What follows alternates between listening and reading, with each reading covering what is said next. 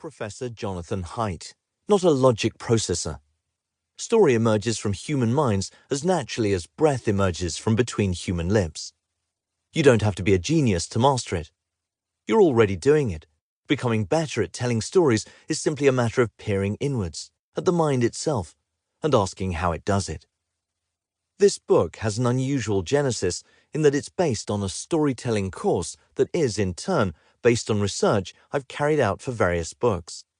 My interest in the science of storytelling began about a decade ago when I was working on my second book, The Unpersuadables, which was an investigation into the psychology of belief.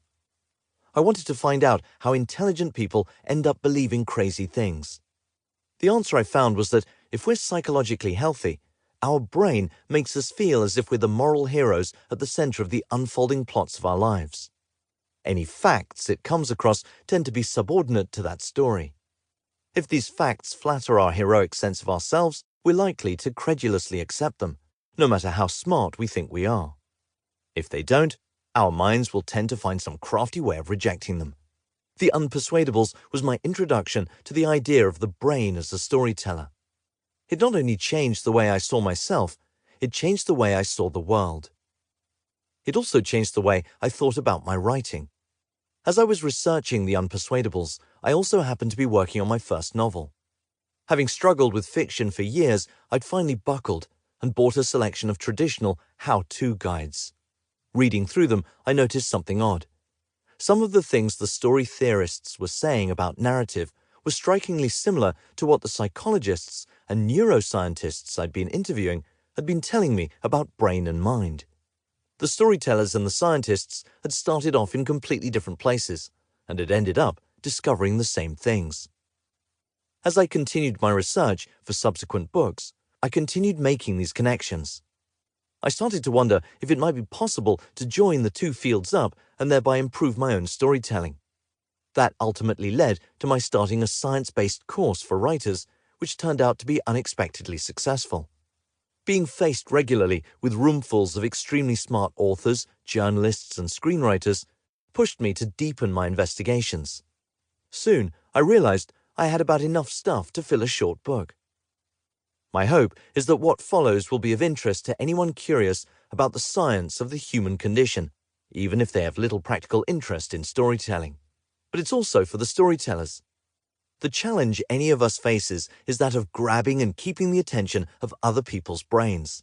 I'm convinced we can all become better at what we do by finding out a bit about how they work. This is an approach that stands in contrast to more traditional attempts at decoding story. These typically involve scholars comparing successful stories or traditional myths from around the world and working out what they have in common. From such techniques come predefined plots that put narrative events in a sequence, like a recipe.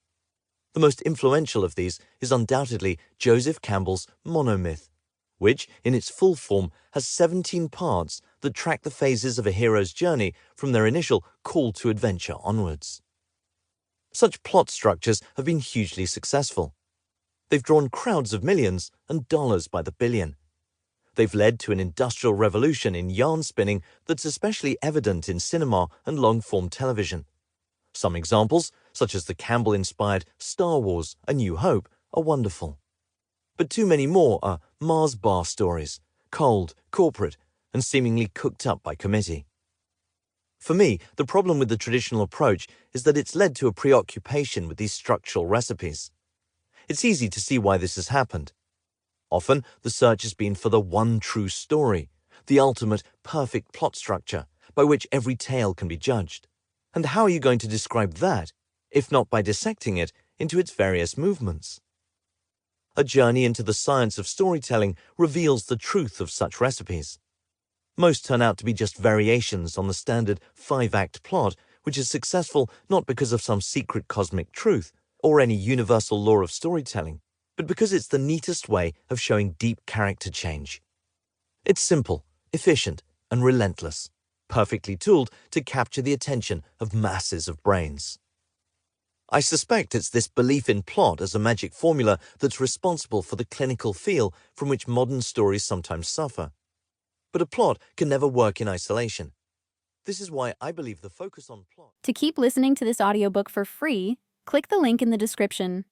It will take you to a free Audible trial where you can listen to this and many other books for free for 30 days.